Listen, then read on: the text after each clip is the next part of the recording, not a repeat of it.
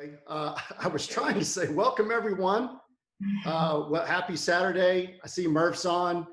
Uh, we'll introduce him in a second. I don't know, for all of you lip readers out there, I was just saying how much I enjoyed seeing the SpaceX launch today. What an awesome event that was. I don't know, it's been a pretty cool afternoon. So looks like we've got a quorum here. So we'll go ahead and get started. I see a lot of familiar faces. Got a lot of folks from all over. Got some folks from California, from up in the Northeast, down in Texas. You know, our usual cohort of folks from the Deep South. But another great night with wine lovers from all over. So welcome. For those of you who are new to the virtual wine tastings, I'm Scott Jones from Jones is Thirsty. Tonight, we're going to do Desperately Seeking Chardonnay.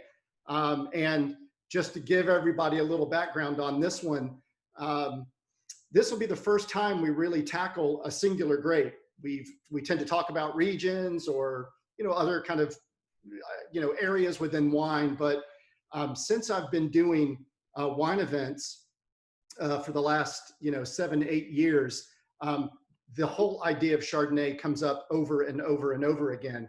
And one of the tricks that I like to pull is I'll typically, out of a grouping of 4 or 5 different wines, I'll always pick a Chardonnay, though I'll try and pick one from usually Burgundy. I'll always start by saying, how many people in here are not Chardonnay fans? And I'll do that now. Let's just see a show of hands. How many people are generally not fans of Chardonnay? And I know there's some out there. I see some hands because some of you joined reluctantly. And then I'll say, okay, well, I've got this great alternative to Chardonnay, and I'll pour the Burgundy, and because it doesn't say Chardonnay on the grape, and I'll just say, no, let's just work with me. We'll taste through it, and they're like, man, this is great. This is so great with food. We'll be pairing it with all sorts of things, and I'll say, by the way, you're drinking Chardonnay. It doesn't always have to be the big, lush, overripe California style Chardonnays that were so popular in the 80s and 90s. And, of course, there's still a market for those out there. But for any of you who have been around Jones is Thirsty for any length of time, you know that, what I'm looking to do is not only empower people to, buy and enjoy wine with more confidence, but I'm always pushing folks to try wines that I feel like are not only great values, generally that means $15 and under, but also wines that are really food friendly.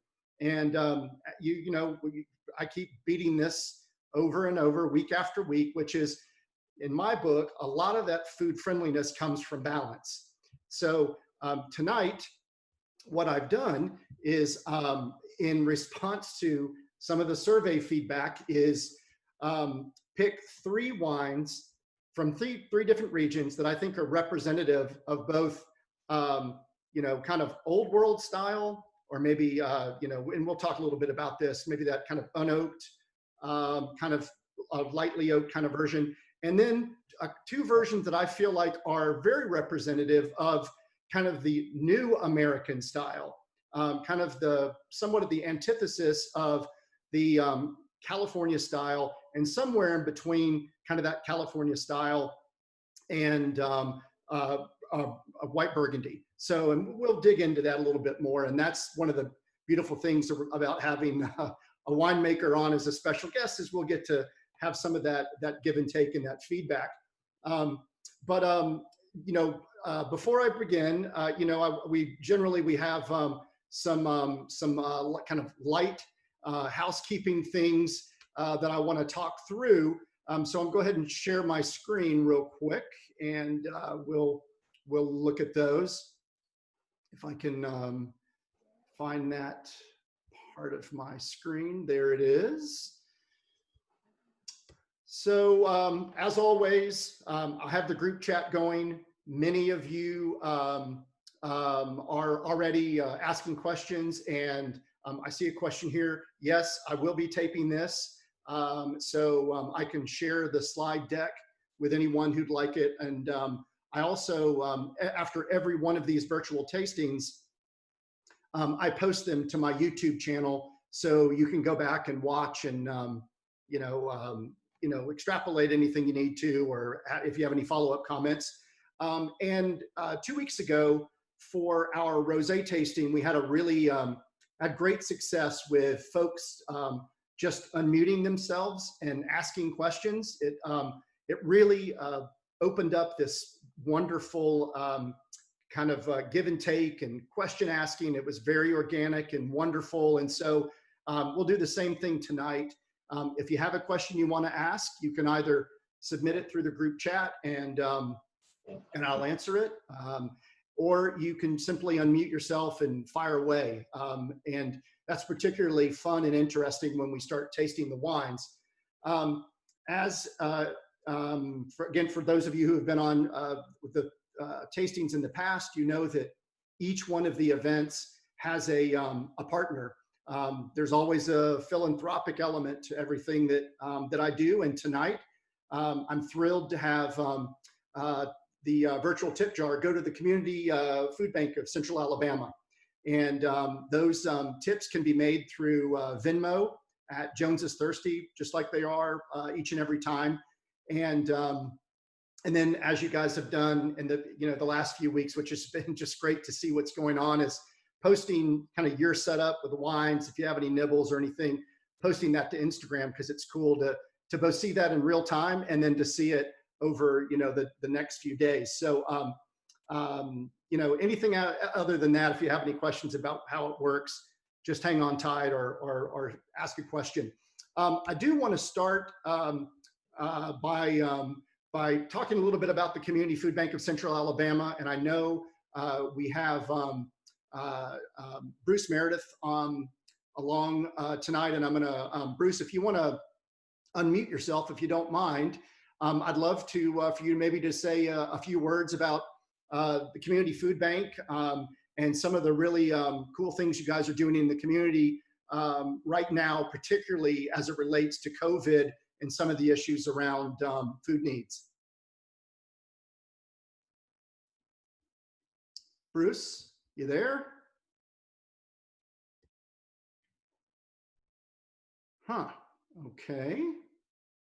Well, we can come back to Bruce, but nonetheless, the Community Food Bank has been in serving about a 12-county area in Alabama for many, many years. They do amazing work. They're part of the broader United Way efforts, and they're part of Feeding America. And I picked them for tonight because I have a real heart for the folks that are suffering from food insecurity, and it's now more acute than ever. And it's not just touching people that we may the community, the foundation may have been serving 6 months ago. It's now touching people in new ways, and so glad to have them along. And I had some other slides, but we'll kind of go through that. I do want to get to our special guest, and I hope that some of you have had a chance to check out Merf online, and I'm sure many of you have enjoyed his Merf wines. But Merf, so excited to have you here tonight to be a part of the conversation. Welcome. Thanks, Scott, and thank you for supporting the food bank. The previous slide always embarrassed me a little bit. That's the hardest part of being a winemaker. I think I'm missing your audio, Merf. The photo, you are.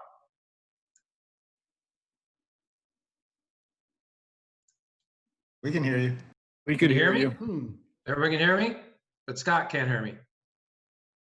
I think we're having maybe that's why I couldn't grab Bruce.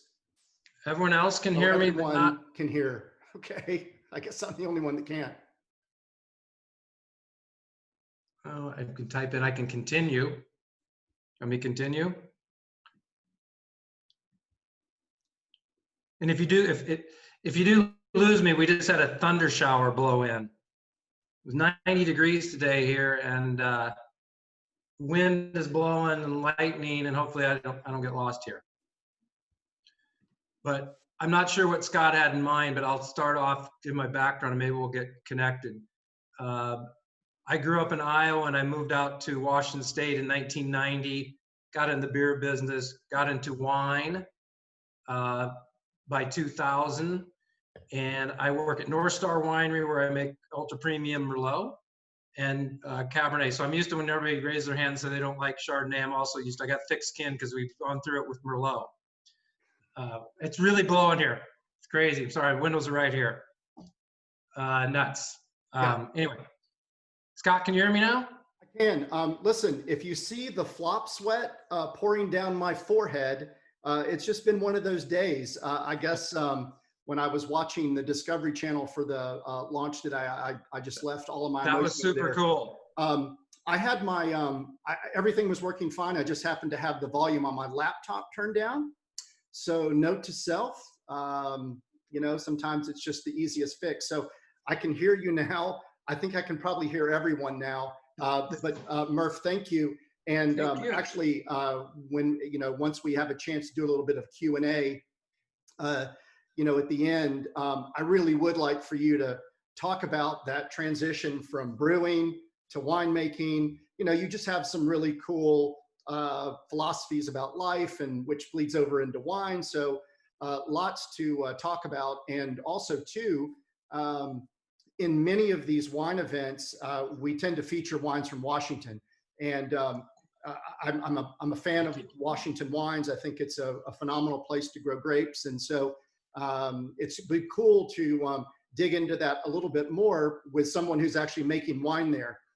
We've had winemakers from California and some other wine experts on, but this is the first time we've had a Washington winemaker along for the ride. So I'm really looking forward to it. Go back to this slide again, because I think one of the things, again, because this is the first time that we've tackled a grape, a singular grape, I want to give kind of a real high level overview of just some basic information about Chardonnay.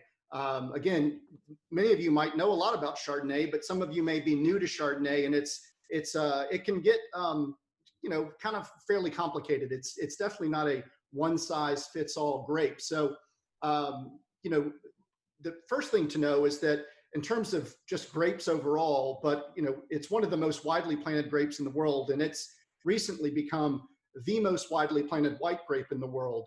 And it's grown in regions all over the world. So whether you're in a cool climate, warm climate, old world, new world, northern hemisphere, southern hemisphere, Chardonnay is found just about everywhere. It's incredibly popular, both from a winemaking standpoint, but also from a marketing standpoint. People know Chardonnay, they know that word, they know how to say it. There's a high comfort level with the grape. You know, I guess, you know, without getting too deep into it, it's you know, it's thought to be indigenous to Burgundy.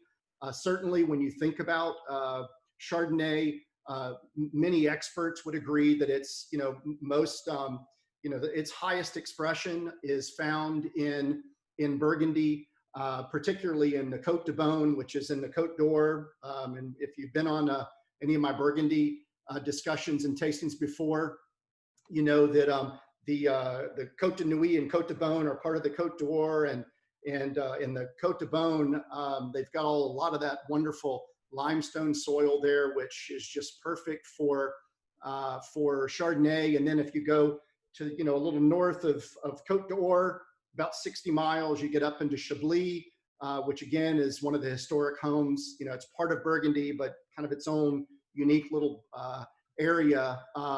Again, limestone rich, creates these amazing expressions of Chardonnay. And then also, you know, I know many of you that I see on here tonight were on the sparkling wine tasting that we did back in April. But if you remember, Chardonnay is a critical component, one of the kind of big three grapes that are in that champagne blend. And it's the white grape. So you have Chardonnay, you have Pinot Meunier and Pinot Noir. So a lot of Chardonnay grown up in Champagne. And then you have that kind of what we talked about before, that kind of California style, those versions that you saw, you know, decade ago from Napa, Australia. A lot of that's changing as consumer tastes have changed, but that really became kind of the signature New World style. And you know, so beyond that, you get down to both in style and climate. And we all know how important climate is, especially as you move up in latitude in the Northern Hemisphere, closer, you know, starting at 30 and kind of going up to that, you know, 50 degrees north of latitude. But, you know, I wanted you to kind of see this because I think hopefully this will help you put words onto flavors that you might be experiencing in these wines. So Chardonnay that's grown in a warmer climate typically has less acidity, more body, and higher alcohol.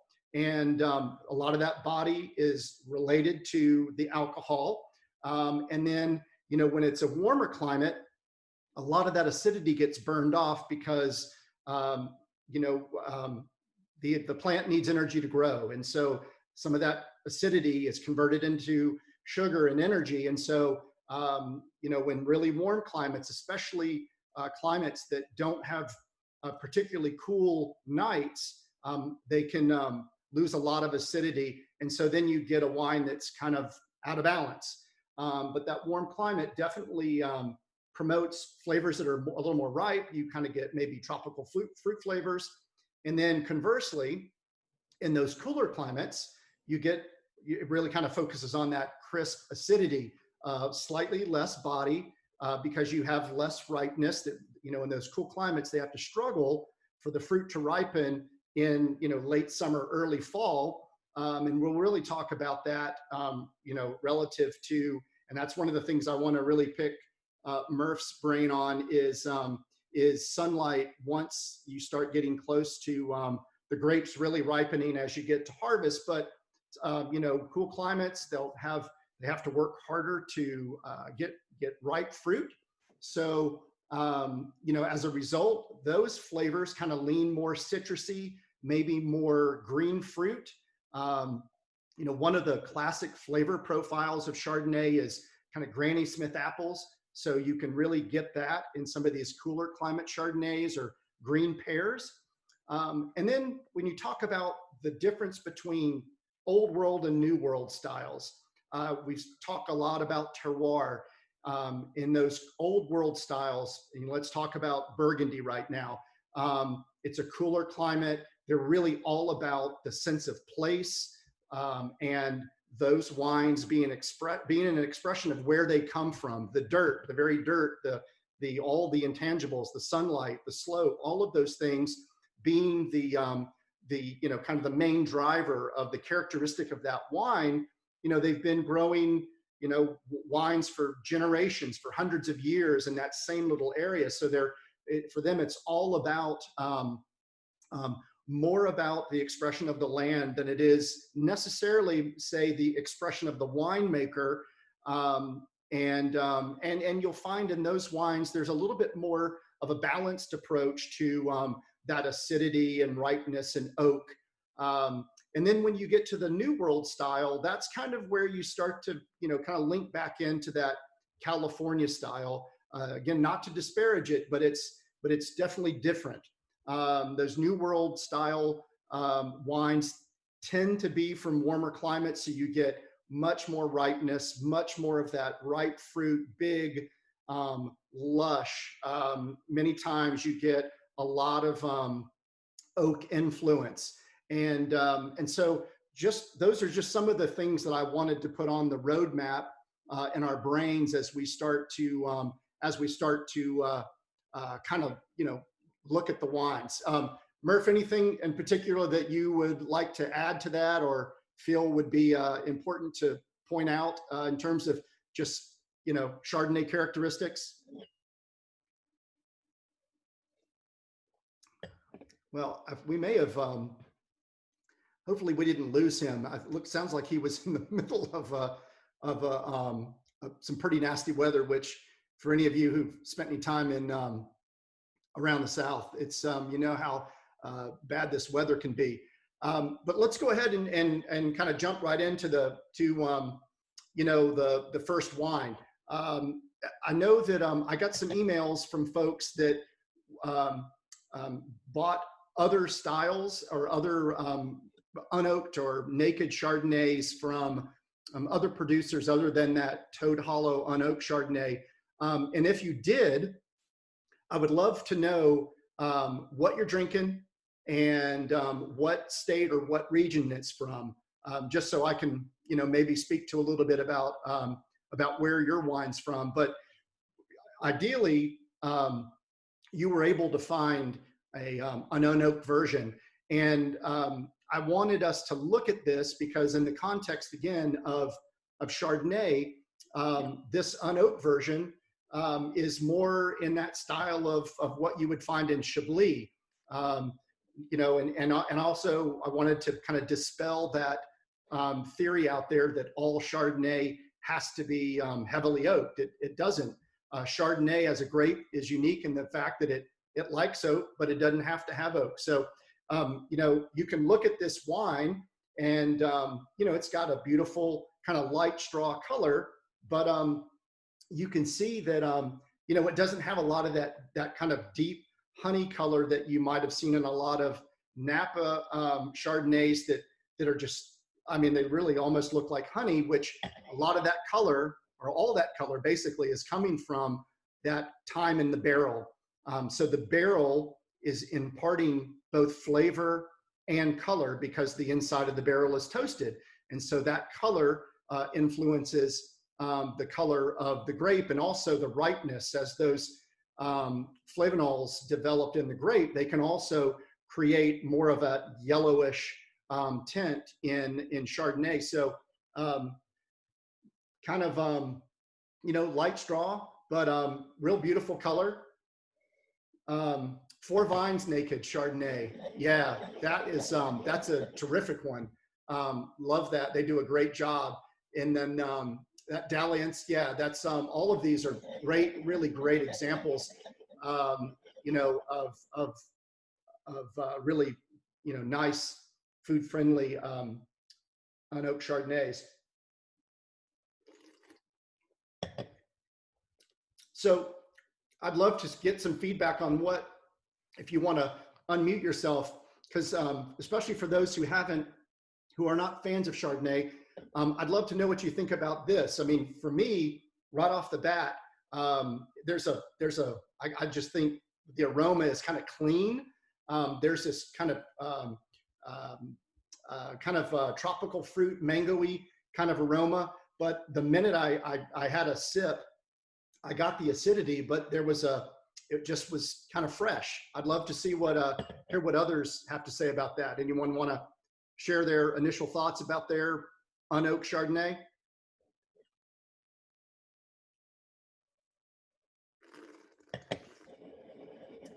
Scott and Suzanne, you're usually pretty good at adding commentary. What do you guys think about this one? I really like this one. I'm one of those who's not a fan of Chardonnay. I love oak and red wines, but not oak and Chardonnay. Yeah.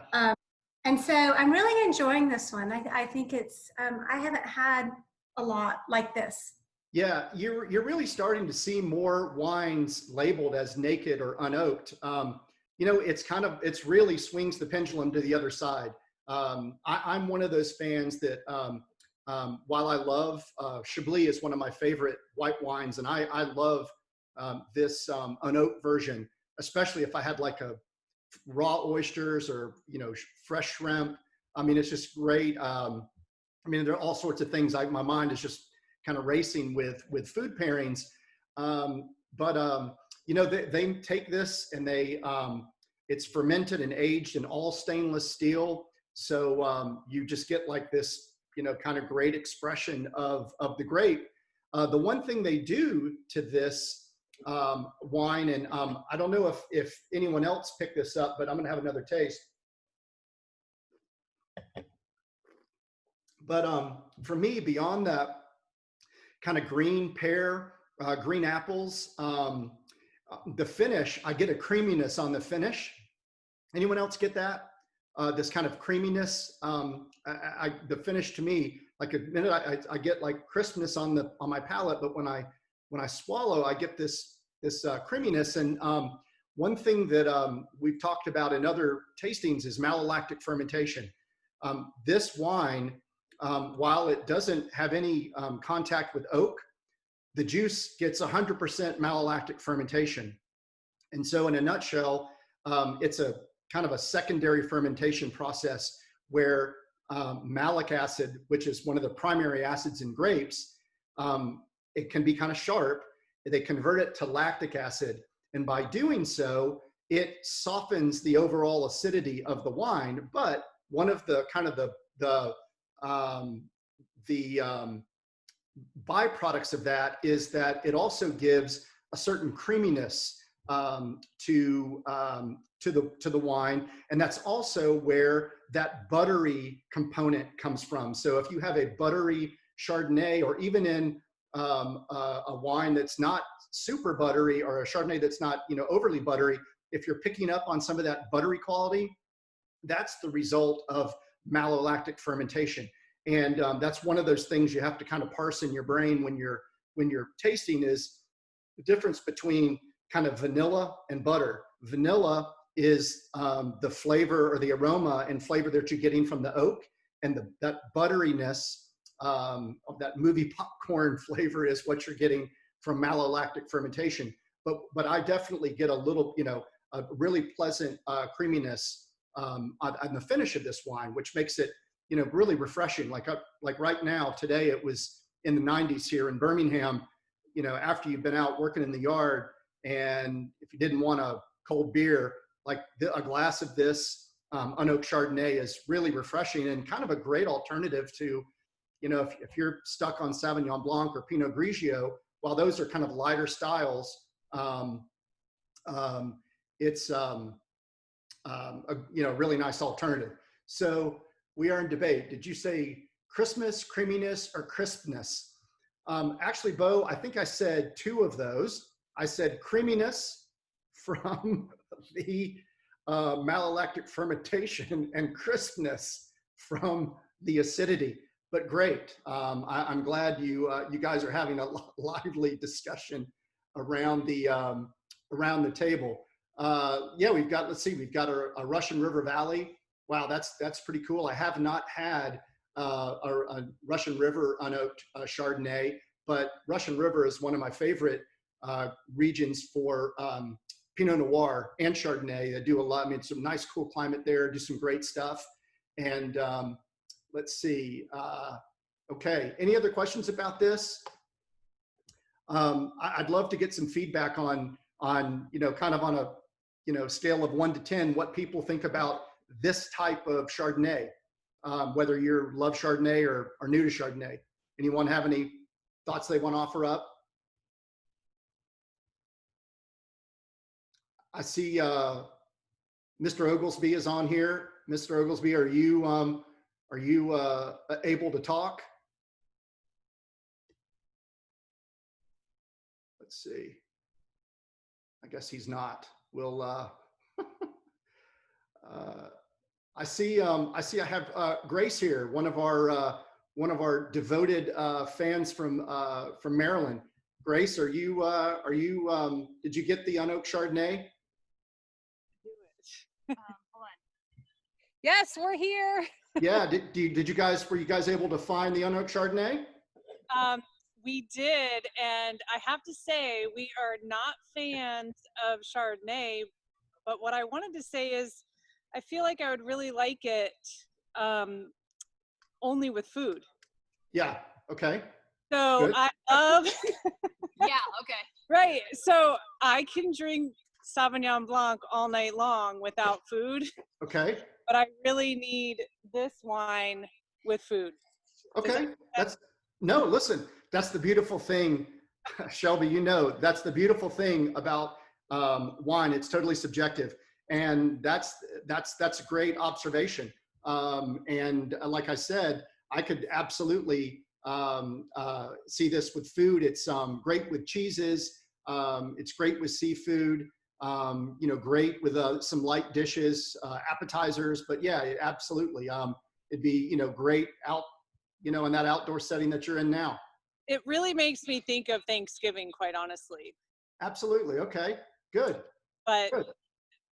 I do really like this unoaked one way more than we tried the, we got a Columbia crust from Yeah, Washington, good. and it was okay. Oh, Okay.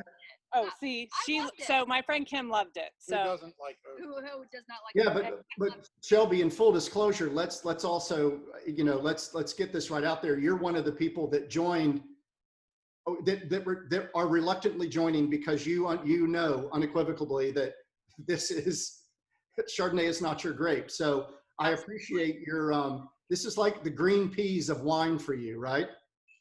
exactly. Okay, good. Yeah. So, Well, and I told you, when I had signed up for this, I said he better convince me otherwise, because I do not fill my wine fridge with Chardonnay. So okay, well, I see a friendly smile on your face, but I don't quite yet see that smile of I'm on board. So we'll keep trying. And in the meantime, you keep drinking. How about that? will do. Yeah. Okay, very good. Love it. So the Leverings, Mike and Dana just sent a message in the group text saying that this unoaked reminds them less of Chardonnay and more like Sauvignon Blanc and Pinot Gris, and I can absolutely see that. It makes perfect sense. All right, so let's move on to the J. Lore, the Riverstone, this is a really, I don't know how many of you drink J. Lore wines, but they produce a lot of really terrific wines all along the Central Coast. And this Riverstone Chardonnay, like Merf's wine, these are two Chardonnays that are year after year receive a lot of acclaim for not only for quality of wine, but also just in overall value. And this, as we'll see in Merf, this J. Lore Chardonnay kind of splits that difference, as I was talking about, between the old California style and a white Burgundy. So you have a cool climate, but you have a little bit more ripeness. So you fall somewhere in between. But I'm looking at my wine now and kind of looking at it against a white background, and it's got more color on it than the unoaked Chardonnay, but it still has that kind of light gold. And I was really surprised when I had all three of them in the glass together, how I was really expecting one of them to kind of stand out in terms of a bit of a deeper color, but this still has a really kind of wonderful, beautiful, very attractive, that gold, and you can tell that it's got some oak influence. But let's go ahead and give it a smell. And I know for me, right off the bat, I'm getting so many more kind of complex and different aromas that were not in that unoaked version. So right off the bat, it's telling me that there are some things that are coming from that oak that are adding components to that aroma. So, I mean, I definitely get more of that subtle vanilla that you would get from the oak, in addition to like some aromas of kind of honey for sure. But definitely that picking up some of that oakiness. Very pleasant.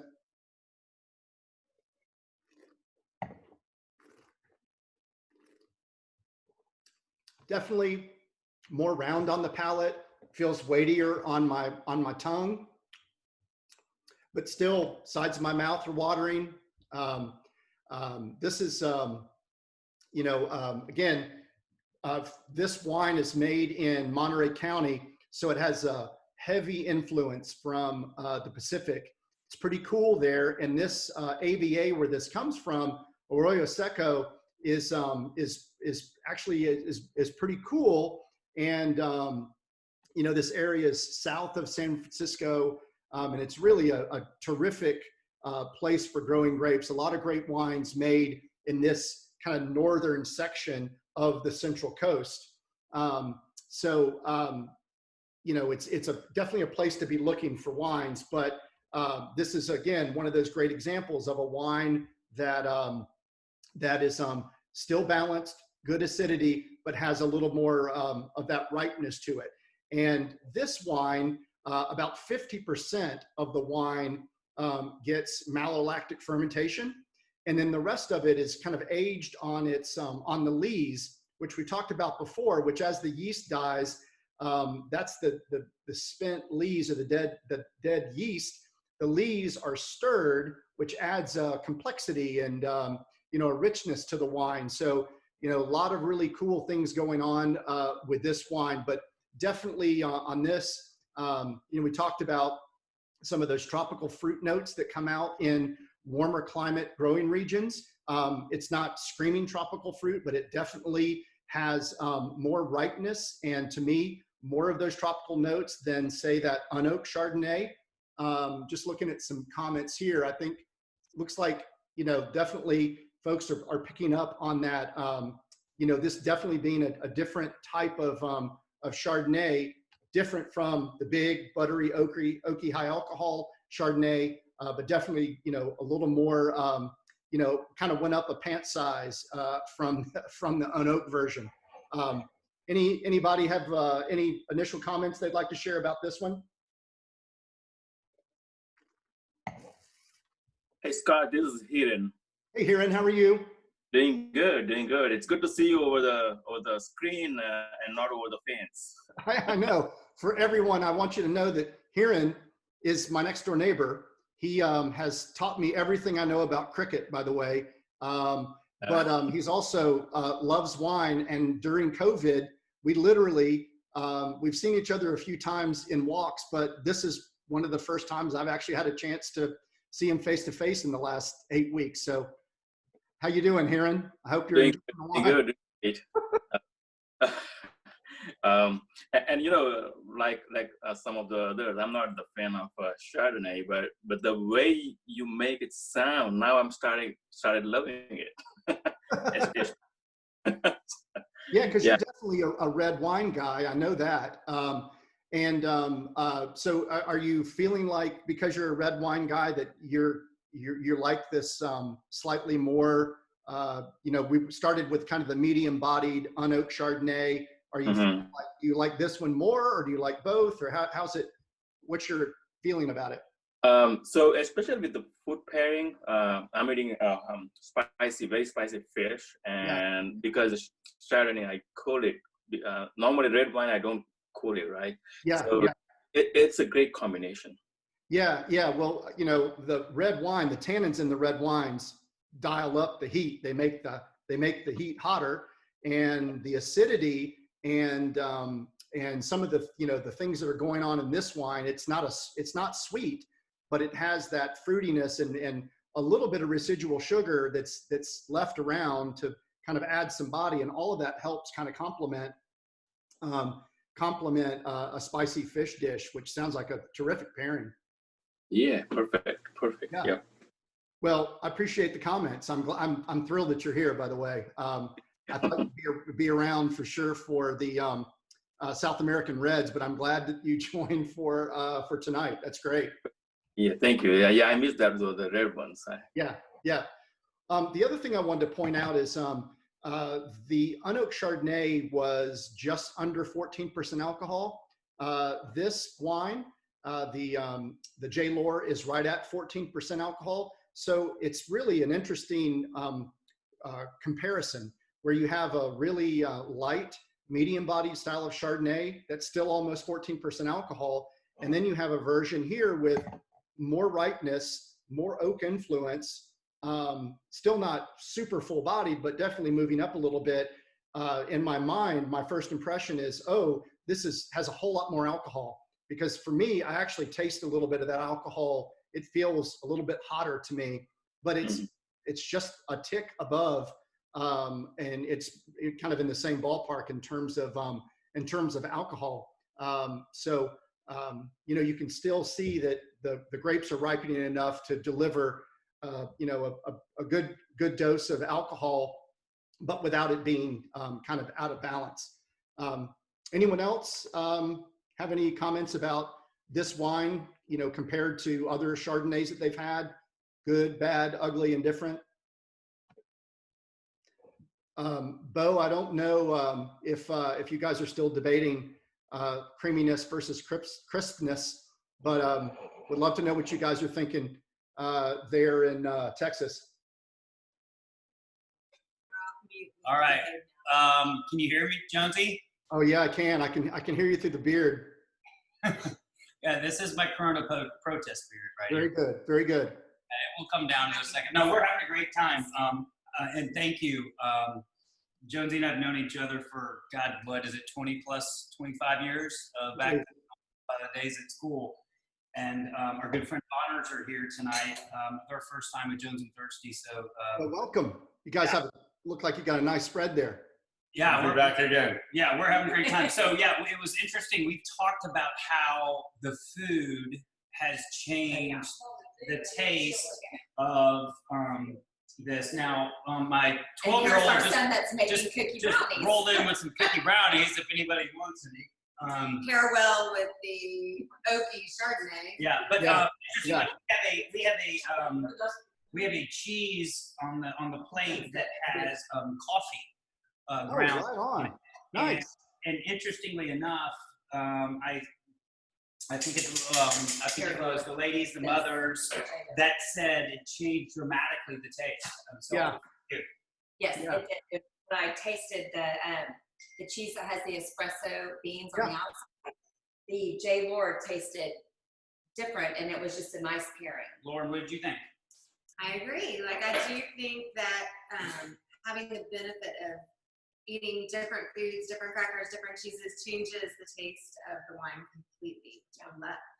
Yeah, well, the acidity in the wine is going to help cut through the richness of that cheese, but then you have, kind of echoing some of those more robust flavors like that espresso that could match up to the kind of that butterscotch, vanilla from some of that oak influence.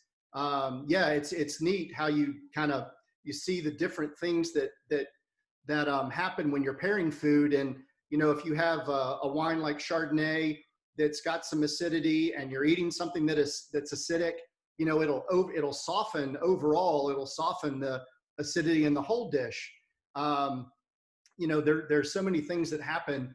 And so whether you're having a piece of prosciutto or, a chunk of brie or blue cheese, you're just going to kind of experience all sorts of things. I'm looking here at, let's see, I'm going back to, the Leverings had a question about surly aging. So surly aging, great question. That's the French term for aging on lees. So sur is French for on, and then lee is for lees. So what that means is as the yeast kind of, before they filter them off, that they stay in contact with the wine, and then they stir that, and it's called batonnage. And every once in a while they'll come in with a big, it looks like a big paddle, and they stir the wine in the barrel, and it continues to mix up the lees and before it settles again, or and then it's adding more texture and complexity to the wine. And that's a really popular thing to do in winemaking, but especially in with Chardonnay. So great question. Let's see here. Gardenia. Yeah, hey, that's really cool. Doug and Renee. I know that some of these you'll get, because on one of these, I think it was, I made a note that I got like honeysuckle, but there's definitely something floral there.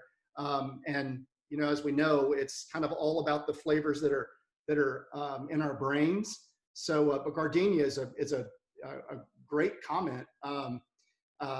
And there would love to know if anyone else was getting a floral component to this. And that may actually come out now that the wine is warmed up a little bit. That may, you'll notice that as the wines warm up, they will, you'll start to get more of those aromatics. The acidity will drop a little bit, and you'll start to kind of you know, the wine will naturally release some more of its flavor profiles. Let's see. Hannah said a lot too much oak for her after drinking the unoaked. Got it. Not getting much of the butteriness, which I prefer in the Chardonnay. Yeah, you know, it's interesting, Hannah. It might be when we move to the Merf, which we'll do. Maybe you might pick up some of that malolactic in that one. And keep in mind that in this J. Lohr, only half of the juice it goes through malolactic. So you know, you have the winemaker has the option of completing the malolactic fermentation to the very end, which is really where the buttery part comes in. So you know, it's not always a byproduct of malolactic fermentation, but that's where it comes from if it's fermented out to its logical conclusion. So we'll see if that comes through in the Merf. But I appreciate you saying that. That's great. Anne said honeysuckle was the first impression on smelling the wine. That's really cool.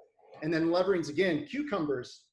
I can absolutely see that part of that kind of crispness, that clean green fruit. That's a great one. Yeah. Looks like Tim, Steph, and Abby getting some green apple hints. Yeah. And okay, wait. J. Lohr tastes a little like light beer. Okay. Tim, Steph, Abby, you got to unmute yourself. You can't like throw that out there across the bow in a group text and not speak up. Come on. Somebody in that group, unmute yourself. we got to talk about this. I feel like it's straight up Pabst Blue Ribbon beer. Come on. Pabst Blue Ribbon? Okay. Going from the Russian River region, it tastes a lot like green apple. Yes, absolutely. I can see that.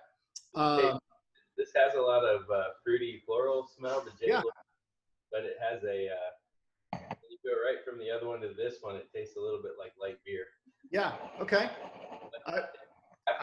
Pabst is new to me, and that's great. I'm going to file that one away, and that'll make the COVID top 10 list. I like that, and the specificity of the Pabst, which is fantastic. I love it. I love it. Thank you for putting it out there. Yeah. Let's see, Bo. You were saying that you know. Let's see, our latest discussion at the table is when in Napa, the winemakers are quick to say our Chard is not your buttery Brombauer. Why the quick judgment?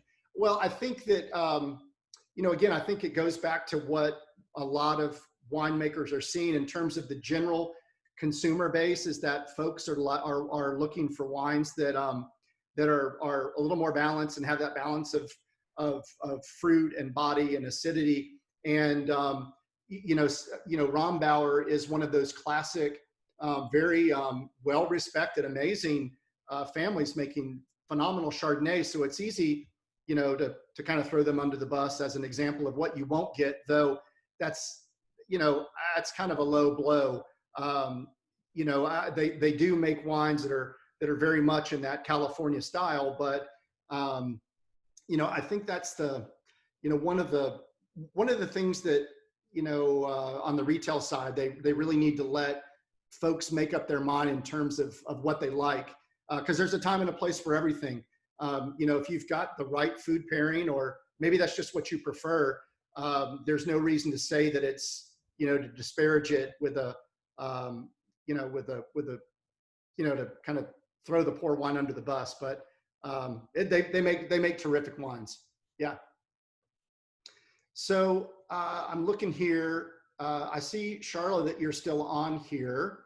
I don't know if you have any word on whether or not Merf had to hop in the ark, but yes, yeah. So I was texting him. I haven't heard back. I just took a quick look at the Doppler over Walla Walla, and it is not looking good, unfortunately. So we've had a lot of lightning and thunderstorms kind of over in Seattle today, and it looks like it could have headed that way as well. So okay, so much for my whole speech on the rain shadow that's caused by the Cascades then, right? Yeah, absolutely. Okay. Well, then I may put you on the spot to talk about Merf. All right, I think I can answer some questions. I am no replacement for Merf because I'm very sad he's not able to join because he's just such a great guy. And I think Scott described him as like a cool dude. And I would totally agree. He's got such a great history, but I'll try to answer what I can. So I actually am in marketing and I handle marketing for the Merf brand. Scott and I know each other from way back. I've done other work in the wine industry. Yeah. And so it's great to be here. So I'll try to answer any questions that people have. So just don't be too tough on me. No, of course not. Listen, as I told Merf from the get-go, there'll be no trick questions here. We're just here having a good time. Listen, we just had the Taste Like Pabst Blue Ribbon. I mean, I heard that. We're just having a good time. This is subjective city. What you like is what you like, and we have great respect for everyone's opinion. So we'll take it easy on you. So let's move to the Merf. As Charlotte was saying, he's in Walla Walla, and so the fruit is primarily sourced from the Columbia Valley, which is a pretty gigantic viticultural area. But it's in terms of winemaking in Washington, the Columbia Valley is probably one of the most important regions for widely distributed wines. Some amazing wines come from there that we're able to enjoy on a Tuesday and Monday night. There's some really emerging, wonderful, smaller sub-AVAs where there's a lot more site specificity and things that are unique to the soil composition and those things. But just in terms of a growing region, the Columbia Valley is kind of the Garden of Eden for things like Chardonnay, Syrah, a lot of the Bordeaux blends like Cab and Merlot. I guess in my humble opinion, I feel like Chardonnay and Syrah do really well in Washington. And I don't care if you wake me up at 2 a.m. in the morning, I'm going to tell you that I still think Washington is one of the best places for values for Chardonnay, Syrah, and Cab. Before Merf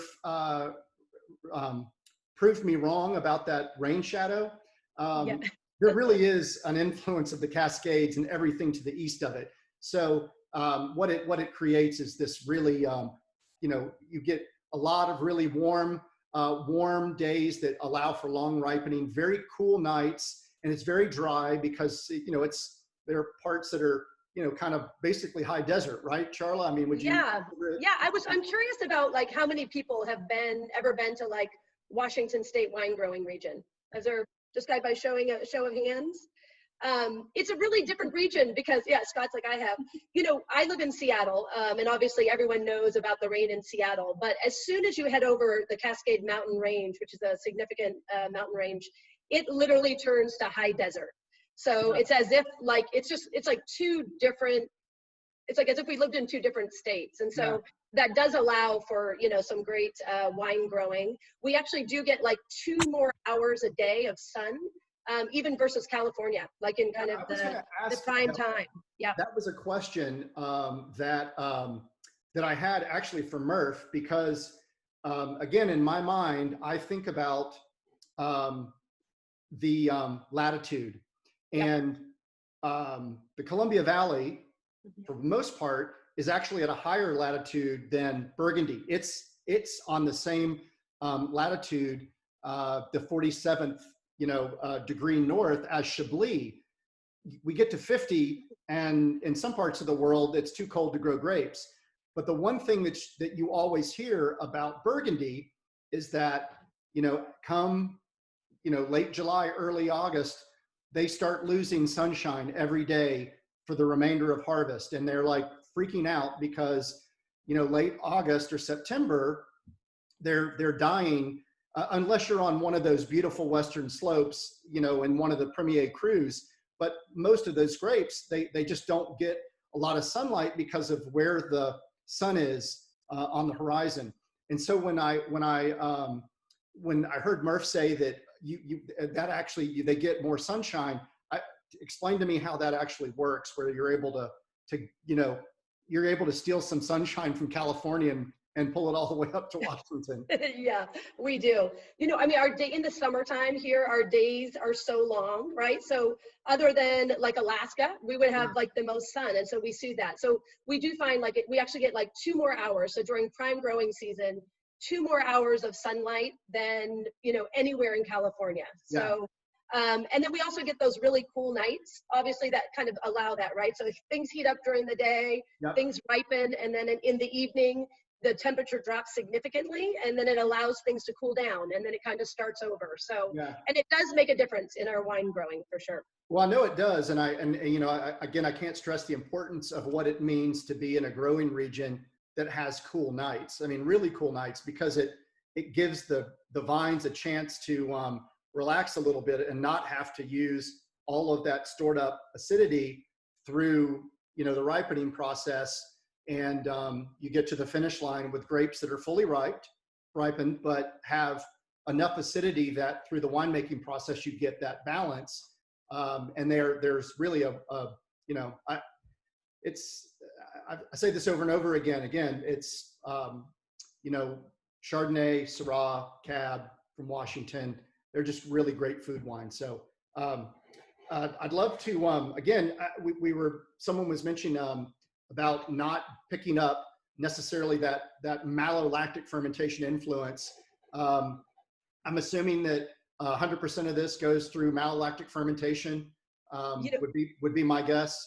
Yes. So if someone was looking for that more classic kind of buttery, I still definitely on the nose, I get some more of that blossomy, almost a buttercream vanilla from the oak, but I can definitely get on the finish that it's I think of it as like I don't know, it's I keep saying buttercream. I don't know if that's the right thing, but it's some of that fruit and vanilla and butteriness that makes like a little wonderful little dessert as you swallow. It's terrific. The thing that is interesting to me about this wine is even though it's slightly higher in alcohol than the J-Lohr, on the palate, it doesn't feel as heavy on the palate. Like it's just got a little more lightness to it, which I enjoy. I actually feel the alcohol less, even though the higher, it's 0.5% higher in alcohol. To me, I feel the alcohol less than in the J-Lohr. I don't know whether that is because it's, again, you're talking about a significant distance in terms of where these two wines are produced, even though Monterey is cool. I just wonder if that also influences some of that, some of what's going on in the glass. But this is, again, to me with food, this is just a terrific example of a food-friendly, great, Chardonnay, easy drinking. Yeah, I also think, it actually has a little bit, the acidity is good as well, I think. So like sometimes I think in Chardonnay that can kind of get lost with that super buttery profile. But to me, it has like a really nice balance with some good acidity on the end too. So I think that kind of takes away a little bit more of that over oakiness. I do know that there's some neutral oak as well in here, like, and probably even a little bit of stainless blended in. And so I think that helps to kind of even out that palate as well. So yeah, that's something I'm glad you brought that up. I meant to mention that in the world of unoaked Chardonnays, that's a broad term, but there are some unoaked or naked Chardonnays that actually spend some time in barrels, but they're completely neutral. They allow for some maturation of the wine because of the oxygen exchange that happens in wood that doesn't happen in stainless, but it's not imparting color or flavor. It's still essentially unoaked. But so I appreciate you reminding me to Yeah, and that kind of just gives it like that smoothness, I think. Yes. Just, you know, a little bit of that Roundness. creaminess, but without the extra oak. Yeah, Yes, absolutely. kind of a nice touch. Absolutely. And Hannah, I see that you're already commenting that you really enjoyed this one, getting the vanilla, getting the fruit, getting the light floral component. And you said, and I like this, it definitely smells and tastes less hot than the J. Lohr. And it's just interesting what it looks like when, you know, when you take the same grape, grow it in different regions. They're both cooler regions relative to what you can grow along the West Coast, but you know, just a little bit more, you know, heat or ripeness or, you know, style of wine can make a world of difference. Oh wow, yeah, Julie, that sounds perfect. So Julie Gunter's saying that her Merf, she has a tomato pie, and right now when tomatoes are in season, and you cook those down in a pie, I bet again, you talk about the acidity in the tomato pie, the acidity in this kind of coming together to smooth that out. You've got the natural sweetness in those kind of concentrated tomatoes. Now they've cooked down with some of the fruit, flora elements in the wine. Just sounds like, man, we're coming to your house, Julie. Just send everybody your, you just go ahead and add to the group text where you live and we'll all be there. How about that? I see that looks like Doug and Renee used to live near Woodinville, so they would know Chateau Saint Michel, which of course is one of the wineries in our portfolio. So I'd love to see that. I live about 10 miles east of there, so not very far from the winery. So speaking of Woodinville, is Red Hook Brewery open anymore? You know what? They closed. It's been actually a few years, but you know what they actually did is they've recently restructured it where one of the buildings, several new wineries came in. So like a lot of people have heard of DeLille Cellars or Sparkman. Right. And so they're reusing that space actually really appropriately. And funny enough, my office is actually at the Red Hook Brewery. We lease a whole floor there, so it's pretty cool. But yeah, unfortunately, they're not in that space anymore, but it's getting well used. So early in my career, I had a chance to tour the brewery there, and that was before I knew what kind of funky, cool craft beer was all about. Man, I thought I'd died and gone to heaven. I couldn't believe that it was done at that scale, but still done in a really thoughtful way. And that was a great experience. I love their beer. I'm sad to know that that's closed, but I'm glad I have that memory. Yeah. Absolutely. Yeah, it looks like Mike and Dana are saying that movie nights in the summer at Red Hook. Yes. Awesome. Yes, those were so fun. We do miss those a lot. They would be in this big bowl, kind of like on their lawn area. Those are always super fun. So yeah, we kind of missed Red Hook. They always had great events going on. So absolutely. Hey, I did want to mention, you were talking about Columbia Valley real quickly, but so just to kind of put in perspective, so Columbia Valley as an AVA, it's kind of like this big outer AVA, right? So kind of all the smaller ones are pretty much included in it. But within Columbia Valley, it basically covers like 99% of all grapes grown in Washington State. Yeah. And then within it, there's like 14 different AVAs, and some are super small, others are bigger. We actually just heard last week that we just got a 15th AVA approved, which will actually be coming out in like the next 2 or 3 weeks, we hope, called The Burn, which is very cool. But it's just so interesting. Like, it's like Washington State offers so much opportunity, you know, and I don't know how many, you know, how many different AVAs are trying to get, but there's probably 3 or 4 more in line as well. So as we discover these different areas that offer, you know, different characteristics, it's pretty great. So we're excited about that. So we'll have 15 AVAs here soon. So, wow. Yeah. I mean, it is fascinating when you think about all of these microclimates within these larger areas that have, it's not just, it's the climate, but it's also the soil and all of the other elements that go up to into making the terroir, and the stories that are behind these areas. We had a wine a few weeks back that, and some of the fruit was sourced from ancient lakes. Yes. And, it's like, who knew? It's like all of these little places, and I guess, you know, you get a group of grape growers and winemakers together, and they kind of coalesce around, we need to plant our flag and have some of our own identity. But it's really fascinating, you know, all through California, Oregon, and Washington, as you really drill down into, you know, these various little sub AVAs. It's just there's some really cool history and uniquenesses about, you know, what those little areas can do for grapes and to for the overall wines. Yeah, absolutely. So the last thing I want to know is, because I know that you and I talked a little bit about, you know, Merf is actually, of course, the winemaker for Merf Wines, but he's actually best known because he is the head winemaker for a beloved winery in Washington State called Northstar. Yeah, Northstar. Sure. Out of Walla Walla. So I'm not sure if anyone's had the chance, but I'm telling you, if you can find a bottle of Northstar wherever you are, it's definitely worth the purchase. Yeah. You know, they make Merlot is kind of what Northstar is known for, but they also make, you know, probably 10 to 12 other great varietals as well. But anyway, it's a real treat, both Walla Walla and Northstar. So yeah. Well, I'm, you know, we don't. I think we've got a couple of the Northstar SKUs that are distributed here in Birmingham. We don't get a ton of it. You know, Merf is kind of omnipresent. You know, it's great to have that nearby. But yeah, it's I would definitely encourage folks, if you want to get go to like the next level of specificity in terms of grapes being sourced from specific vineyards or AVAs. They're definitely doing some really cool stuff with wine. Yeah, and I still can't believe that he's got that beer background. It's just you know, I think he's kind of got the life that we all want. Yeah, you know?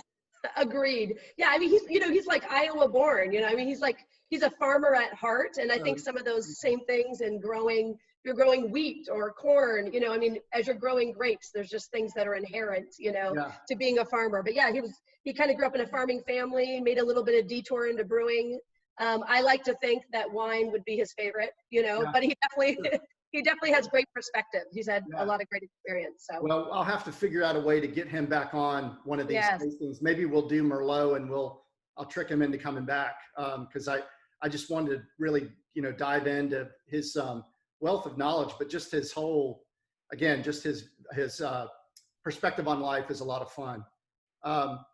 Bo, I see that you asked about Petaluma Gap. I think the short answer is, in terms of California, new California AVAs, Petaluma Gap is one of the newest. They finally kind of got their own AVA. It's been a important part of that southern part of Napa for a long time. A lot of great fruit comes out of there. You know, there's, you know, again, talk about uniquenesses of influence of coast and the way that the fog comes up through there. But some of those, you know, they make some fantastic red wines and white wines and white grapes like Chardonnay, and a lot of that fruit is sourced for, you know, some of the top producers in Napa and Sonoma. So I would definitely say be on the lookout now that they have their own AVA for them to start planting their flag and doing some more things. But, you know, it's been around a long time, a lot of great vineyards, a lot of great fruit coming out of there. So it's just now that they finally have their own designation, but they've been around for a long time. A lot of good stuff coming out of there. Let's see, Hiran, actually the Merf I bought on purpose because I wanted these wines to be sourced from grocery stores. I found all of these at Publix. So you probably find them at Target, Whole Foods. They seem to be, Scott and Suzanne said they found Merf at Winn-Dixie. So it's pretty widely distributed.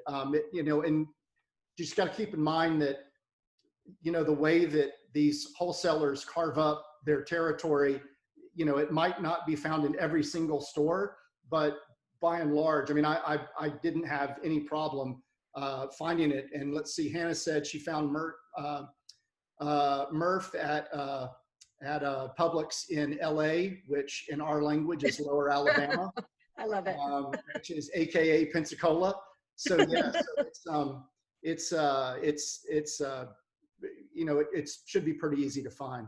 And I find actually in most markets, Washington wines in general are pretty widely distributed. So there's a lot of great options out there. Yeah, I want to say that we actually, and I've been working on it, but we introduced a rosé into the Merf portfolio this year. And we just, we only released it up in the Pacific Northwest, but I've been working on the Southeast. So we hope to have it in the Southeast, moving kind of like into later this year in 2021. So, and it is like it's my favorite summer wine right now. It's so good. Awesome. So keep an eye out on that one. It's going to be great. What are the grapes in the blend? Yeah, Syrah based actually. Fantastic. Yeah. So, and I would say mostly Syrah, a little Grenache I think in there, but anyway, it's delicious. Well, 2 weeks ago we did a rosé tasting and did 2 of those, though they were from different areas, were a very traditional Provençal blend with Grenache and Mervet and Syrah, make dynamite, just dynamite rosés. We'll be looking for that. All right, everybody. Any questions relative to Chardonnay or any of the wines we had? I'd love to know, if nothing else, which one you felt like gets the blue ribbon for the night. Not the Pabst blue ribbon, but the other blue ribbon. You can either speak up or put in the group chat. I'd love to know. In the PBR group. Yeah. J. Laura was my favorite. That was yours. Okay. Yeah, I think the J. Laura gets the blue ribbon from from Team PBR. Very good. Very good. Okay. J. Laura here. Or for Merf. Yep. Nice. Texas votes for Merf. I like it. That's right. That's right. Or Washington State. Oh, hold on. Washington Merf. State, right? We don't have a Merf. We don't have a Merf. We're Merfless. We're Merfless. Yes, H3. Oh, the Horse Heaven Hills. It looks like Horse Heaven Hills. That's ours. That's H3. So that's one of our wines as well. Yeah. Under Yeah. Yeah. So, okay. Is it the overabundance of oxygen there in Maryland, Shelby, or do you actually are you a fan of Chardonnay, or a little bit more of a fan of Chardonnay? Come on. No, we are not fans of Chardonnay at all. This is my friend Kim. Hi. Hi, Kim. Let us have it. But I don't know what it is, guys. What is it? There's a lot of us here, and they're all hiding. It's just nice. It's a nice. It's not buttery. It's very clean. It's interesting. I don't know. Yeah. Anybody else? Zeke? Come on. And you enjoyed it with the food that you had? Our Australian. We have some Australian people here. Come on. Question our Australian. No, I don't. No, he's not coming over. Hey, go ahead. Come on, Kate. Hey, just a second. Just give They your. want to know why Chardonnay is Hello. out of favor.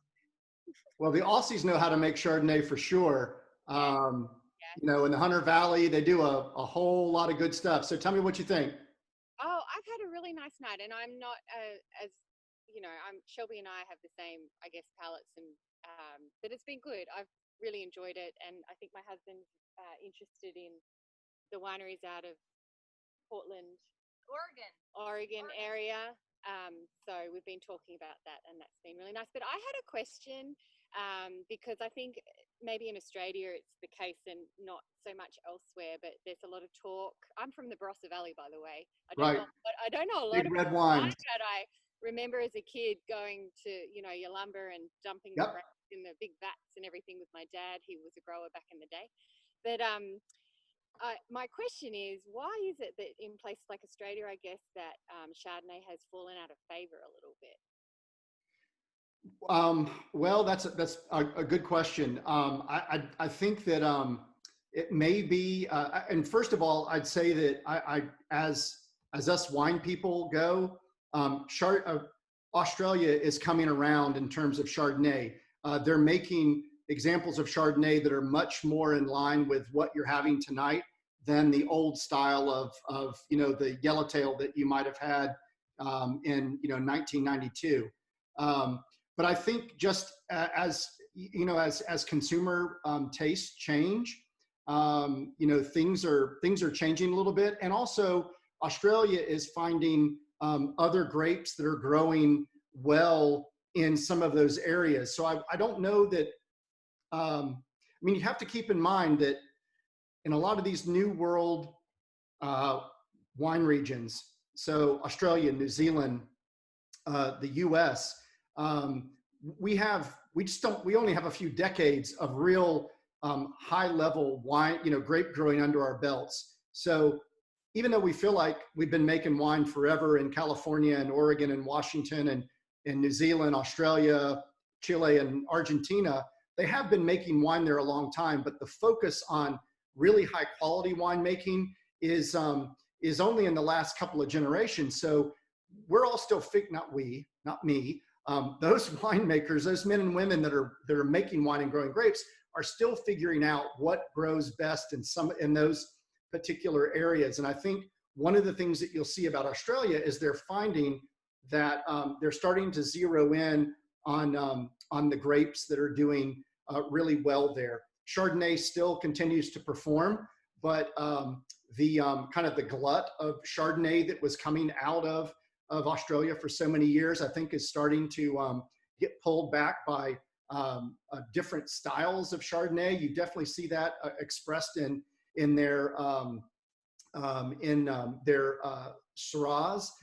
So, you know, I mean, I would say as someone who spends a lot of time thinking and learning about wine, I don't feel like Australia has gotten a bad rap or is getting a bad rap for Chardonnay now, or it's less popular. I just think the style is changing. In fact, if you remember back to the wine tasting that was for Anything But Cab, and Sherry Morano, who is the master of wine, that's all she talked about was how much she loved some of the new wines that were coming out of Australia. She thinks there are really great, you know, really great values there in some of these regions that used to produce wines that were they were just looking at sheer tonnage of getting as many gallons into the market as they could. I think now they're pulling back a little bit more, and they're, trying to make more, just a different expression of those grapes. Yeah. Don't quit on Australia, even though you're from Australia. Don't quit on them. We're a long way from home, that's for sure. Yeah.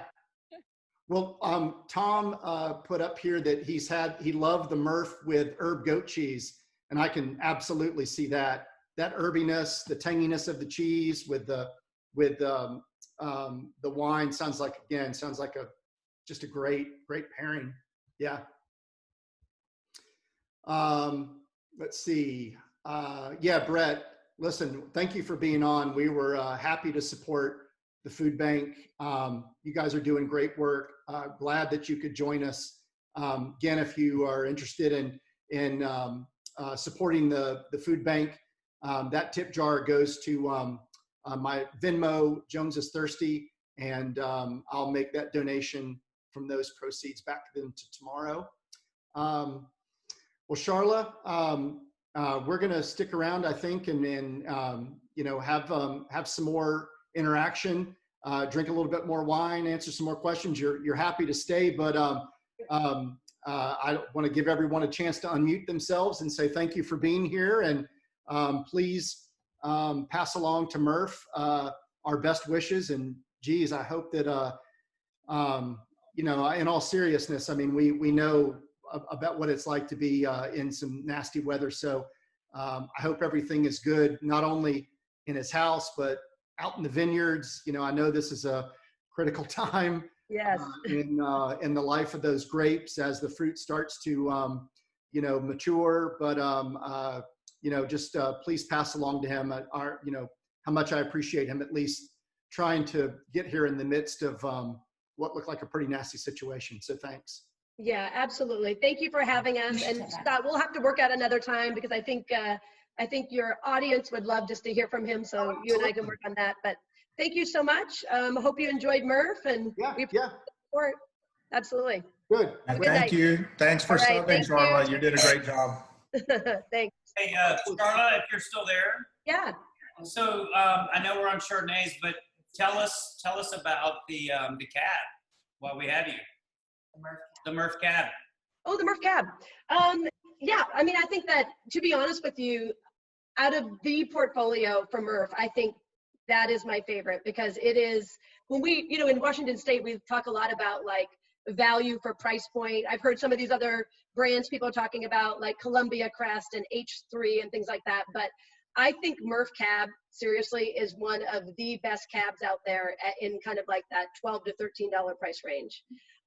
It's great. I mean, it has like, it's a really lot of like bright acidity. It's not over oak, super balanced, a lot of really jammy red fruit, which is very typical of Washington State.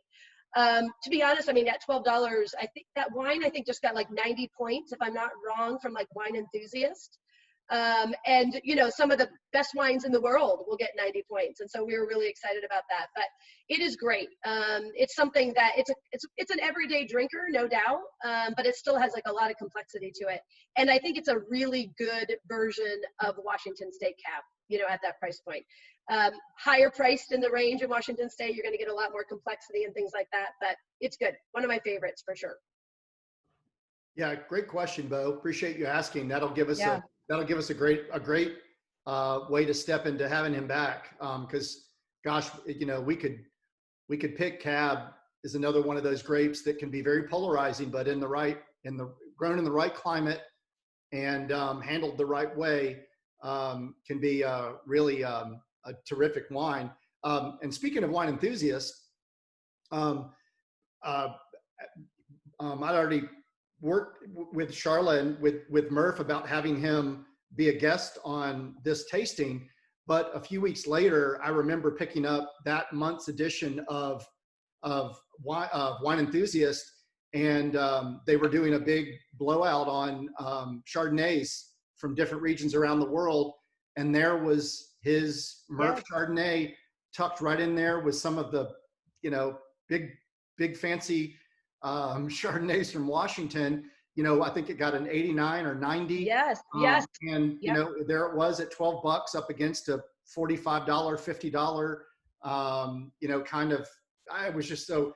I mean, he's definitely doing something right. That was one of the questions again I was going to ask. Is like, what's the secret sauce? How are you, you know, creating such consistently great wines at such a good value? You know. Anyway, but.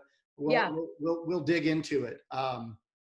Absolutely. Well, I was excited to see that issue as well, because it's so great when you see like a wine like Merf and it's sitting next to like Le Cole and like some of these other great Washington wines, you know.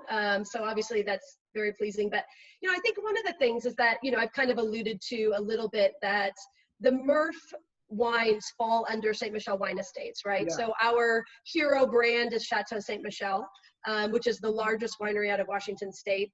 I think what that does for us is it gives Merf kind of this playground of wines to choose from, right? So we're not, Merf isn't like a single vineyard wine. It's like a wine where he goes through and he tastes, you know, he has a profile in mind and he'll go through and just kind of identify like what are those pieces and those parts to make up like a wine like that. So I think just having kind of like the opportunity to do that, where you kind of have this whole playground of all these different wines, all these different styles, and being able to kind of put those together like a puzzle. And, you know, a lot of our winemakers describe it like that blending process is so fun, you know?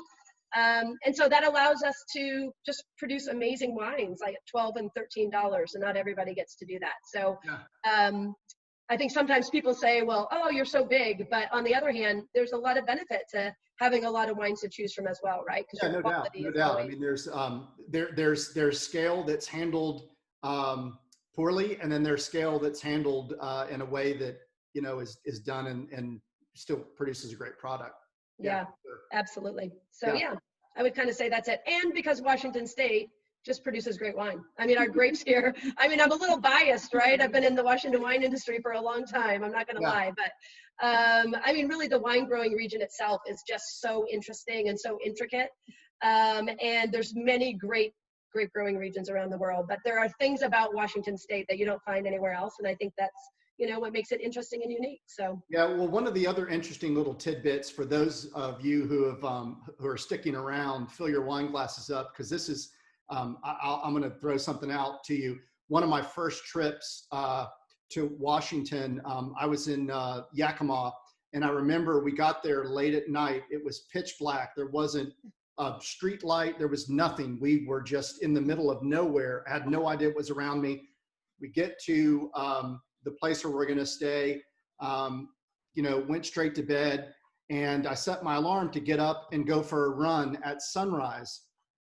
I get up, the sun's just coming up. I run down this dirt road from where we were staying, and all I could see, we were in the middle of a hop, what do you call it? A hop field? Yeah, yeah, you're right. Yeah, like it would be a hop farm. Yeah. A hop farm, and I had never seen hops in my life. I thought it was like a cannabis farm for giants. Yeah. All I saw were these giant, like 50-foot telephone poles. I really was like being in Gulliver's Travels. I felt like I had shrunk because instead of like normal trellises for grapes, they were telephone poles. Yep. And as far as I could see, it was nothing but these hops. And I remember running. I went out for a long run, and I thought, holy smokes, where am I? I didn't see a grape anywhere. I was just in the middle of nothing but hops. And I later found out that they can like grow all the hops for all the Budweiser that we drink.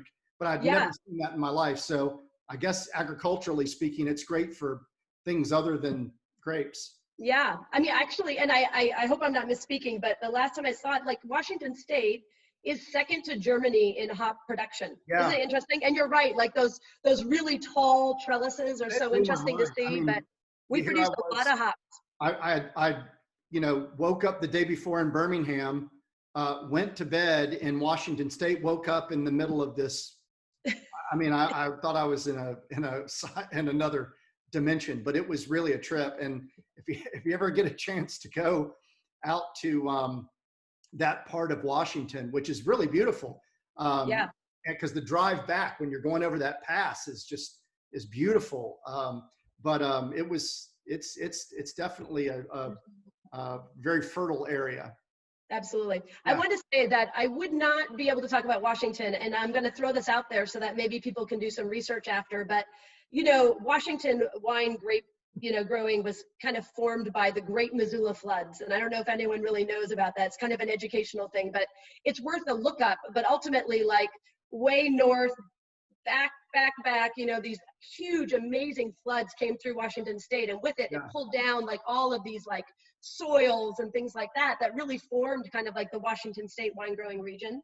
Yeah. It's a great story. It's so interesting. And like, we have a little place over there. We were there last weekend, and like you could be out walking and, you know, like you see like volcanic rock, you know, and then next to it is just like these alluvial soils. That's crazy. It's amazing. So if anyone is interested in history and wine growing, looking at the Missoula floods, looking up the Missoula floods in Washington State, it's like a good history lesson. It's really interesting. So. Yeah. And then Charlotte, again, for those who might be interested, you talked about the size of the Columbia Valley AVA. Am I correct in that the southern part of the Columbia Valley AVA, right there at the Columbia River, doesn't it kind of overlap or just like butt right up to Oregon? Yeah, it does. It dips. Yep, it dips into Oregon. So like you have the Columbia River, right, which will kind of flow all the way out. And the Columbia River is kind of that baseline between Washington State and Oregon. So yeah, the bottom of the Columbia Valley will actually tip into Oregon. So, right. That's great. Yeah. Well, cool. Well, thank you. Appreciate it. Awesome. Yeah. Well, thank you so much. I'm going to, this is my friend Rhea here. I would also say, I know we're not 6 foot distancing, but my screen is small, so forgive us. But she is my, I would say she is my wine drinking friend. Fantastic. We explore a lot, and I think everybody probably has one. But anyway, I just wanted to introduce her because she's been sitting beside me. Hello. Well, I do see that tag on your screen that says objects in the mirror appear farther apart than they really are. They do. Yeah, they do. Very good. Very good. It was worth it. Yeah. Well, thank you so much, everybody. We're gonna get off, but we appreciate it. Good to see your face again, Scott. Take care. Good to see you. We're gonna have a little bit more wine, but hope you have a great night. All right. Thank you. Take care. Bye bye. Yep. I do want to. You know, Hannah had asked about some of the French versions of Chardonnay, and I did want to add that. one of the reasons that I didn't want to focus on Burgundy is because I want to keep the wines at a certain price point, again, like 15 bucks and under. And I want to make sure that, you know, people have a chance to find them, or is, you know, a better than average chance of finding them. And some of those more value priced white Burgundies can be a challenge to find. But she asked if there were versions that, or areas that I like. As I mentioned in the beginning, the Côte de Beaune is really ground zero for the best Chardonnay of the world. That's where you get the Montrachets of the world.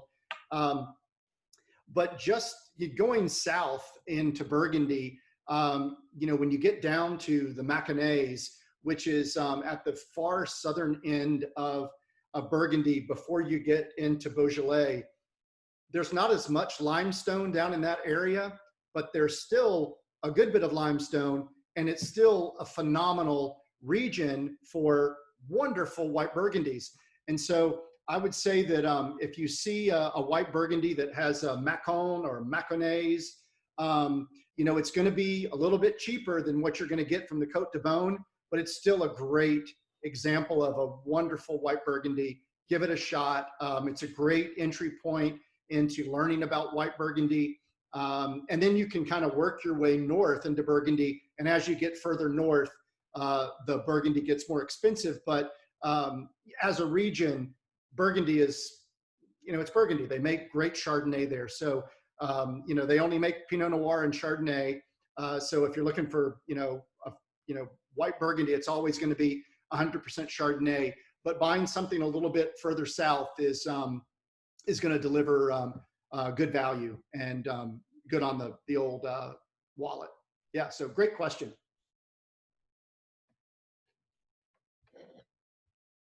Anything else? Well, 2 weeks ago, this was the portion of the evening where we kind of did open mic, where we kind of unmuted, let folks kind of unmute themselves, and we just started, you know, kind of kicking back and riffing and asking questions in real time, and it was a lot of fun. So feel free to keep drinking. I'm gonna stay on for a bit longer and answer some of these questions that are coming through. But I can't thank you enough for sticking around tonight.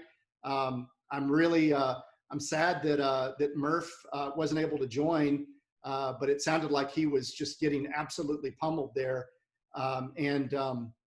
Again, not to mention what was going on in his house, but I'm sure as a winemaker, he was probably flipping out about what was going out in the vineyards if it was storming that bad, because this time of the year, the little berries, which is what you call the little kind of pre-grape fruit that are on the little bright green, you know, clumps and shoots now, you know, any of those that get knocked off aren't coming back.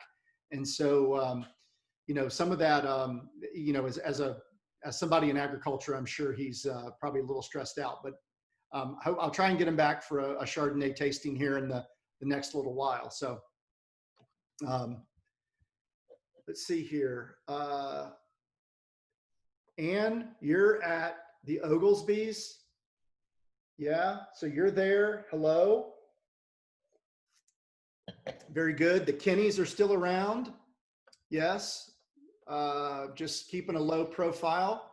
Hey, we just wanted to say that Charlotte was great. So it's very fortunate that she was on there to sub. She just seems really cool, super knowledgeable. Yeah. With her. Charlotte's really cool. And I you know, she mentioned it, but I've known Charlotte almost 20 years. And we worked together. We've done a lot of work together. She's great at what she does, but she's also, you know, super laid back, as you saw. Very knowledgeable. Yeah, I'm glad she was on because she just joined because she was just, you know, we were just going to hang out and she was going to be part of it. But it was, you know, it was a good thing that she decided to join. Otherwise, when Merf got bumped out, you know, she was able to step in. So I'll send him a note a little later tonight. Hopefully everything's cool. Yeah. But as always, the Dunbars, always great to have you guys. Appreciate your support. Then we have our Texas contingent with down there. There you go. Yep. Yeah, we're in. Hey, we're just here to say thanks. Hey, thanks a lot. That was great. Jonesy, thanks. This is our first time, and we had a great time. Yeah, so We'll be back. We loved it. Bonner's will be back. This is super fun. Merf was our favorite by far, so please pass that along. Good, good, very good. And let's see, Hiran, are you still there? I don't know if you're. I see that you're still logged on. I wonder if you had any comments about since you're a red wine guy, if you had any comments about your. I just posted it. Yeah. Okay. Very good. Oh, I see right here. Yeah. Yeah. Yeah. It helps a lot to know more about it, and then when you know more about it. Yeah, context sometimes helps. That's right. But I appreciate your willingness to try a little white wine in the midst of your otherwise your full-time Bordeaux blends. Yeah, but you know, something that I learned today is with the spicy food that I normally eat. This is very complimenting. Yeah. Yeah. Well. You know, you haven't been able to join on some of the other ones where we talked about grapes like Pinot Gris, which is also another phenomenal white wine that pairs really well with spicy food, especially curries. It's you know, if you like this and you think it goes well with like that spicy fish that you're having, yeah. I'll send you a note around. One of my favorite Pinot Gris that would also be something that you might want to try as well, because it's great with really hot food. Yeah. Okay. Perfect. I'm looking forward to it. Yeah. Super. How do you say something? Hey, Hiran, we wanted to tell you that we're like you. We only liked red for a long time because I started with white, but then we only like red, but we're just now getting back to enjoying white and rediscovering white. Well, there's been a little in and out. Australia. Yeah. That's true. That's true. In Australia, we learned when we were there that they like to start with white and then they go to red, and that's what I like to do now. That's almost protocol there that they would bring that out. Yeah, and we love to do that. We love to start with a white, and then, or I do, and then go to a red and end the night with a red.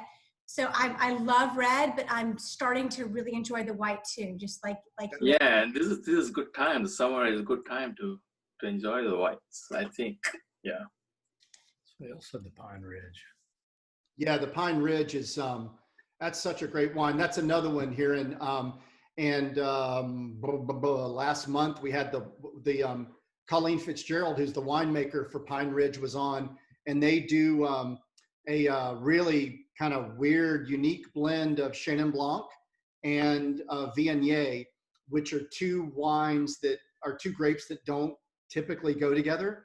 But they produce this wine in Napa that is, again, it's like that. It's like, in fact, in that same tasting that we had the Pinot Gris, we had the Pine Ridge, Viognier, Chenin Blanc, and it's also just dynamite with spicy food. It was really good.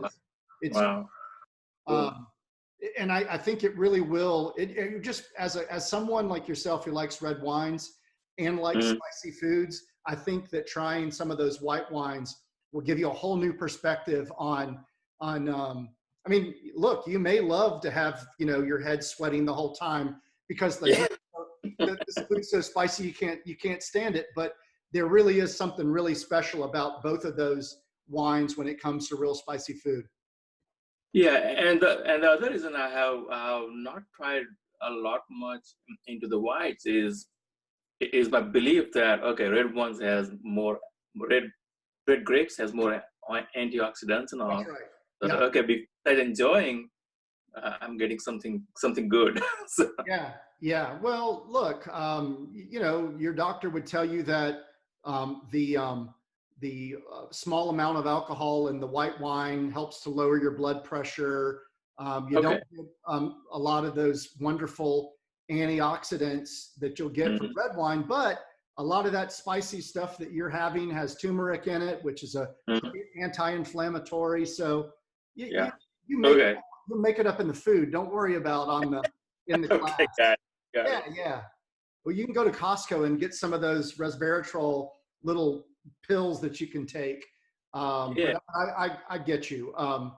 And just while we're on that topic, when it comes to antioxidants in red wine, the grapes that have thicker skins are the ones that are going to have the higher concentration of those antioxidants. So drinking a glass of Pinot Noir for health does not have the same benefits as having a glass of like Malbec or Syrah or Cabernet, which are grapes that have much thicker skins. And so during the production process, they're yielding more pigments and, and all of those antioxidants that are in the grape skins. Yeah. That's good to know. Good to know. Yeah. So you want to, if you're really drinking it to lower your cholesterol, you want to be drinking it from, grapes like the Southern Rhone, or you want to be drinking Malbecs from Argentina. Like those have the real high concentration of antioxidants. Cool. And so I see something going on here between Hannah and Mike and Dana about Yalumba Viognier. I'll tell you, that was the first time I fell in love with Viognier. I had no idea it was a French grape, but Yalumba was one of the first Australian wine companies that I ever fell in love with. And they do a phenomenal job and continue to make outstanding wines. I have never seen their Viognier in Birmingham, but I'm sure I know they make a bunch of it and they're renowned for it. So you might just call your local wine shop, but man, that's one worth seeking out. And everything that Yalumba does is first rate. They are a phenomenal winery and make a wide range of wines from, kind of more budget friendly to real high end, but man, they do a great job. They really do. Super stuff. Oh, you got it at Fusion down there in Lower Alabama. Who knew, right? Who knew? All right, everybody. Well, it's just getting close to 9. I'm going to sign off, but thank you all again. Cheers. I'm going to go in and turn back on the NASA channel, see where SpaceX stands right now. And I hope you all have a rest of a wonderful night and have a great weekend, and hope to see many of you back in 2 weeks for our South American red wine tasting. We're going to be looking at reds from Australia and New Zealand. So thanks so much, and have a Thanks, Scott. You bet. Take it easy. Okay. Enjoy it. Bye-bye. Thanks.